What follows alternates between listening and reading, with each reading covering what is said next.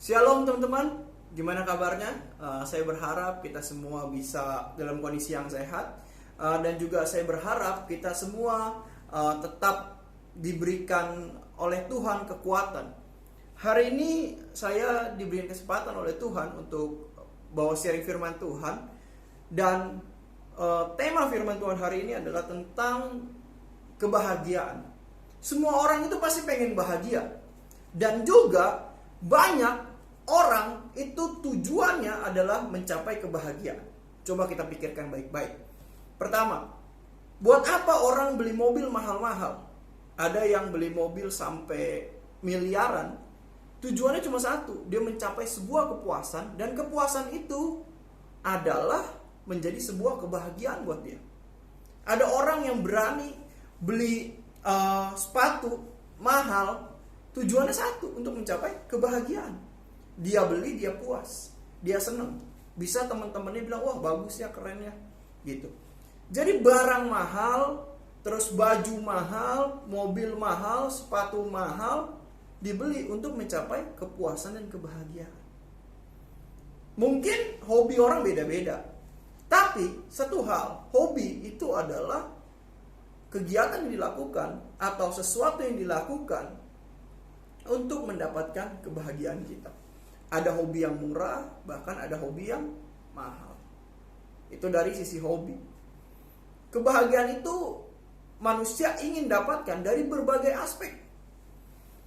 Kita coba cek, kenapa sih kita sekolah?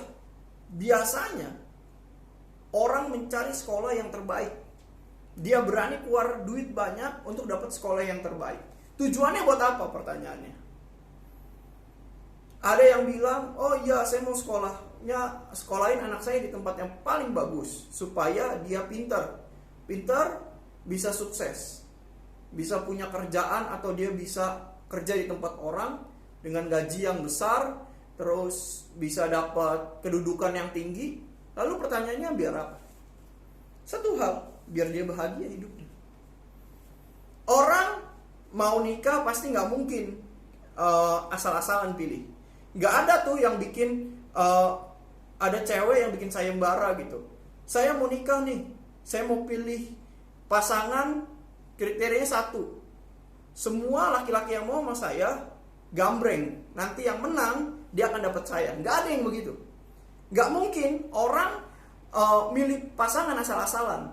Jadi yang menang adalah yang menang gambreng akan jadi pasangan saya. Gak ada yang kayak gitu. Pasti akan dipilih yang terbaik. Tujuannya apa? Supaya pernikahannya bahagia. Dia cari gimana yang cocok sama dia, gimana yang sesuai selera dia, dan segala macamnya. Dia akan pilih yang terbaik satu-satunya untuk dia. Tujuannya biar dia bahagia. Orang kerja mati-matian, kumpulin uang supaya apa? Uangnya supaya dipakai untuk memenuhi kebutuhan, memenuhi keinginan, dan dia bahagia. Orang cari uang buat bahagia. Orang kerja buat bahagia. Orang sekolah tinggi untuk bahagia. Orang menjalankan hobi untuk bahagia. Orang mencari pasangan hidup, menikah untuk bahagia. Dan segala macam yang dilakukan tujuannya satu, mencari kebahagiaan. Bahkan bukan itu saja, ada orang yang cari Tuhan, tujuannya satu, untuk bahagia. Kalau saya ikut Tuhan, saya pasti nanti akan bahagia. Kenapa? Oh, Tuhan akan berkati saya, terus saya akan dilindungi, usaha saya akan berhasil. Kalau saya punya anak, nanti anak saya diberikan kecerdasan, diberikan keberuntungan, diberikan sama Tuhan sesuatu yang baik. Apapun itu, di sekolah baik, di gereja terbaik, dan segala macamnya. Karena anak saya ini dekat sama Tuhan. Jadi dia berharap dengan anak yang dekat sama Tuhan, semuanya yang didapatkan pasti yang terbaik dari Tuhan. Orang mencari semua itu tujuannya satu, supaya buat bahagia. Tapi apakah kita ketika sudah mendapatkan itu semua, kita mendapatkan uang, kita mendapatkan jabatan, kita mendapatkan ada yang popularitas, kita mendapatkan apapun yang kita inginkan, apakah dijamin pasti bahagia? Belum tentu. Kebahagiaan kita bisa lihat. Orang yang kaya raya mati bunuh diri banyak. Kenapa? Stres, kecewa, nggak bahagia. Dia mikir kalau dia terkenal dia akan bahagia. Ternyata begitu dia terkenal nggak bahagia, akhirnya dia bunuh diri. Ada yang berpikir kalau dia kaya dia bahagia. Tapi ada nggak orang kaya bunuh diri? Banyak. Orang kaya terus bunuh diri, nggak bahagia juga. Nggak ada jaminannya kita pasti akan bahagia, nggak ada. Kebahagiaan itu kita bisa dapatkan kalau apa? Ada satu rahasia firman Tuhan yang akan saya bagikan hari ini. Gimana caranya supaya kita bisa bahagia? Sebelum kita baca firman Tuhan, kita pikirkan, kenapa sih orang nggak bisa bahagia? Ada banyak faktor. Salah satunya yang paling banyak yaitu adalah karena kecewa. Orang yang kecewa nggak mungkin bisa bahagia. Orang yang punya kekecewaan nggak mungkin bisa bahagia. Pasti dia apa? Marah, sedih, terus putus asa. Itu yang akan dialami sama orang-orang yang kecewa. Berapa banyak kita sebagai anak Tuhan juga mengalami kekecewaan. Kekecewaan ini akan merusak hari-hari kita. Kekecewaan ini akan merusak mood kita. Orang yang kecewa pasti gak akan bisa senang, gak akan bisa bahagia. Lalu gimana caranya supaya kita gak kecewa? Salah satu cara kita gak kecewa, kita bisa lihat ada di firman Tuhan. Yaitu apa?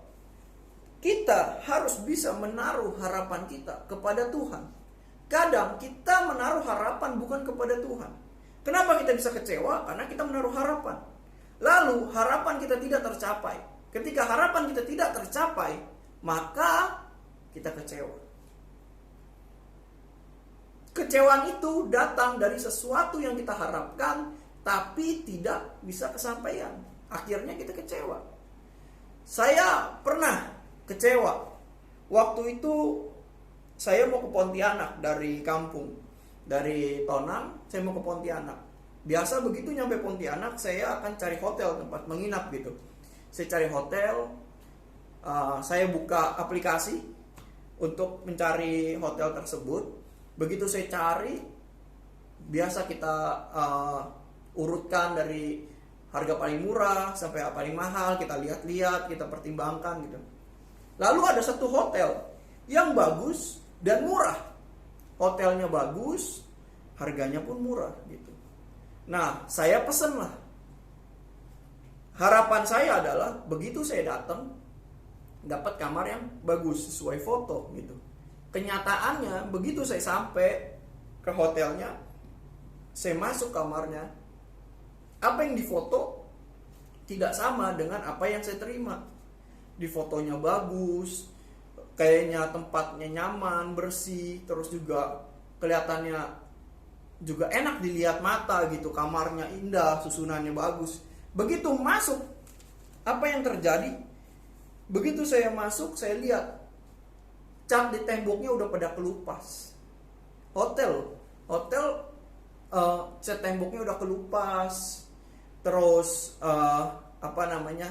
airnya mati, air di WC-nya mati, lampunya redup. Terus di kamar itu colokannya cuma satu, itu pun jauh banget. Jadi mau ngecas aja susah gitu. Jadi di tempat itu sangat gak enak, gak sesuai dengan apa yang saya lihat. Lalu saya kecewa dan saya berpikir tidak akan pernah kembali lagi ke hotel itu. Kenapa saya bisa kecewa? Karena saya lihat sebelumnya harapan saya adalah hotelnya akan bagus. Saya melihat ke depan, melihat apa yang saya harapkan, ternyata yang saya dapat yang tidak sesuai. Tapi apakah saya tidak pernah tinggal di tempat yang lebih buruk dari itu? Tentu pernah. Saya sering keliling ke beberapa daerah di Kalimantan yang tempatnya pun lebih parah. Tidurnya bawahnya masih semen gitu. Semennya udah ngelupas jadi kayak banyak pasir-pasirnya. Terus atasnya nggak pakai plafon, jadi langsung ada kayu-kayu di atas, banyak sarang laba-laba. Terus kalau malam ada kumbang masuk, ada kalajengking gitu. ada kaki 1000 bisa masuk karena rumahnya banyak celahnya gitu. Tapi saya tetap bisa bahagia aja di situ. Kenapa? Saya bisa bahagia di tempat yang mungkin lebih buruk dari hotel tadi. Tapi saya bisa bahagia, saya nggak kecewa. Kenapa? Karena satu, saya tidak berharap untuk dapat sesuatu fasilitas yang bagus. Lalu ketika saya dapat itu, saya bersyukur aja. Ya udah, selesai. Yang pertama, supaya kita bisa bahagia adalah jangan menaruh harapan kita kepada manusia. Taruhlah harapan kita kepada Tuhan. Firman Tuhan hari ini di Roma 4 ayat 18. Kita mau lihat contoh Abraham. Abraham adalah orang berharap kepada Tuhan. Dan apa yang terjadi? Yang terjadi adalah si Abraham ini tidak merasa kecewa. Dan kita tahu si Abraham sampai akhir hidupnya Tuhan tidak mengecewakan dia. Dan apa yang dijanjikan oleh Tuhan ditepati. Roma 4 ayat 18, contoh si Abraham. Dia adalah orang yang berharap kepada Tuhan dan dia tidak dikecewakan oleh Tuhan. Sebab sekalipun tidak ada dasar untuk berharap, namun Abraham berharap juga dan percaya bahwa ia akan menjadi bapa banyak bangsa menurut yang telah difirmankan, demikianlah banyaknya nanti keturunanmu. Saat itu Abraham menunggu anak dari Tuhan. Ternyata gak dikasih-kasih. Tapi dia gak kecewa. Meskipun gak ada dasar lagi untuk berharap, tapi dia tetap berharap. Lalu apa yang terjadi? Imannya tidak menjadi lemah, walaupun ia mengetahui bahwa tubuhnya sudah sangat lemah. Karena usianya telah kira-kira 100 tahun. Dan bahwa rahim Sarah telah tertutup. Tetapi terhadap janji Allah ia tidak bimbang karena ketidakpercayaan. Malah ia diperkuat dalam imannya dan ia memuliakan Allah. Dengan penuh keyakinan bahwa Allah berkuasa untuk melaksanakan apa yang telah ia janjikan. Karena itu hal itu diperhitungkan kepadanya sebagai kebenaran. Dan kita tahu keturunan Abraham banyak. Kita semua disebut sebagai keturunan Abraham. Dan kita tahu juga Abraham keturunannya dijadikan bangsa yang besar. Bahkan bangsa yang tidak punah-punah sampai sekarang. Kita tahu bangsa Israel adalah bangsa yang udah berada dari zaman dulu kala. Tapi dia bisa berdiri sampai saat ini. Teman-temannya semua sudah menjadi sejarah. Sudah jadi legenda. Tapi Israel masih menjadi negara sampai sekarang. Tuhan merawat bangsa Israel. Itu keturunannya Abraham. Dan bisa terjadi seperti itu karena ada satu orang, yaitu Abraham yang percaya kepada Tuhan. Dan Tuhan buktikan kepercayaan dia kepada Tuhan tidak mengecewakan. Tuhan gak pernah mengecewakan. Kalau kita menaruh harapan kita pada manusia, kita bisa kecewa. Kenapa? Karena manusia tidak ada yang sempurna. Kita pun tahu manusia gak ada yang sempurna. Gak ada satu orang pun yang bisa sempurna. Cuma Tuhan yang sempurna. Karena kalau kita menaruh harapan kita kepada manusia, kita tahu dia gak sempurna. Satu saat kejelekan dia, kekurangan dia bisa membuat kita kecewa. Jadi mulai sekarang taruhlah harapan kita kepada Tuhan. Itu adalah cara kita supaya kita bisa bahagia. Salah satu cara supaya bahagia itu menaruh harapan kepada Tuhan. Kepada yang lain gak usah taruh harapan tinggi-tinggi. Gak usah kita punya sesuatu yang kita kasih standar yang tinggi kepada manusia. Kalau kita kasih standar tinggi kepada manusia, kita nanti bisa kecewa karena kita tahu manusia bisa punya kekurangan. Jadi kita harus percaya sama Tuhan, bukan kepada manusia. Terus yang kedua, hal yang terakhir, saya cuma bawa 2 poin. Yang pertama adalah tadi, meskipun banyak cara supaya kita bahagia, tapi gak cukup waktunya, saya bawa 2 aja. Yang pertama itu tadi adalah kita berharap hanya kepada Tuhan. Jadi kalau kepada manusia, saat manusia tidak menepati janjinya, ya udah, kita bersyukur aja. Karena dia pasti punya kelemahan. Yang kedua adalah harapan kita kepada Tuhan. Itu jangan kita itu menentukan segala sesuatu dengan waktunya kita. Tunggu waktunya Tuhan. Karena Tuhan tahu yang terbaik. Dia gak pernah terlambat. Dia tahu saat dan waktu yang tepat. kadang kita bisa terlambat, kadang kita bisa salah, tapi Tuhan nggak bisa. Kita lihat Abraham seolah-olah terlambat, dia udah tua, dia udah nggak mungkin bisa punya anak, tapi ternyata di dalam Tuhan nggak ada yang mustahil. Dan kita bisa lihat Abraham dan Sarah dikaruniai anak, dan anak itu menjadi bangsa yang besar dan menjadi bangsa yang sampai sekarang tetap ada dan dipelihara oleh Tuhan. Kenapa itu bisa terjadi? Ya karena satu hal, Abraham enggak menunggu waktu dia, tapi dia tunggu waktu Tuhan. Berapa banyak dari kita punya harapan sama Tuhan. Tuhan, saya mau kayak gini. Kita punya doa kita seperti ini, doa kita seperti itu. Berapa banyak kita maksa Tuhan. Hari ini stop, jangan paksa Tuhan, tunggu waktunya Tuhan. Mungkin apa yang kita pilih ternyata belum tentu itu terbaik buat kita. Mungkin apa yang menjadi rencana Tuhan itu jauh lebih baik. Oleh sebab itu, kita ikuti apa yang Tuhan mau, bukan ikuti apa yang kita mau. Jangan membuat Tuhan mengikuti apa yang kita mau, tapi buatlah diri kita untuk menjadi apa yang Tuhan mau. Hari ini firman Tuhan saya nggak panjangkan. Saya bilang 2 hal aja, supaya kita bisa bahagia. Jangan taruh harapan kita kepada manusia. Berharap saja sama Tuhan. Yang kedua, kalau kita berada dalam situasi yang sesak saat ini, kita jangan kecewa, kita jangan putus asa, tapi kita tetap percaya kepada Tuhan bahwa Tuhan punya waktu. Ada yang namanya waktu Tuhan. Tunggu aja waktu Tuhan, dan percayalah apa yang telah dilakukan oleh Tuhan itu yang terbaik. Saya pernah cerita waktu itu mau syuting. Jadi mau syuting di Net TV. Nah, waktu saya mau syuting di Net TV untuk lobster mentai, itu dari kru ngomong, nanti tolong ya Pak, disiapin lobster hidupnya untuk bisa kita shoot. Oke, saya siapin lobster hidupnya, saya udah pesan. Tapi ternyata beberapa hari sebelum syuting dapat kabar yang kurang enak. Dibilang katanya lobsternya nggak ada gitu. Pesanan saya pesan hari Senin, syutingnya hari Jumat, dan hari Kamis dikabarin, Pak maaf lobsternya nggak ada. Di situ seolah-olah seperti menurut saya kayak, aduh, gimana caranya? Pasti sulit banget untuk bisa dapetin. Saya berusaha setengah mati. Dan saya mikir kayak, aduh Tuhan, kenapa kok kayak gini amat gitu. Susah sekali gitu. Akhirnya saya berusaha cari, dapat di satu daerah yang jauh di Jawa Barat, hampir ke Jawa Tengah gitu. Nyampe di situ, lalu saya chat orangnya, dia bilang ada nih, bisa kirim, bisa. Akhirnya saya kirim dari tempat itu dan bersyukur bisa selamat. Dan Kamis dibeli, hari Kamis pagi dibeli, Kamis malam subuh, bahkan subuh hari Jumat subuh itu baru datang.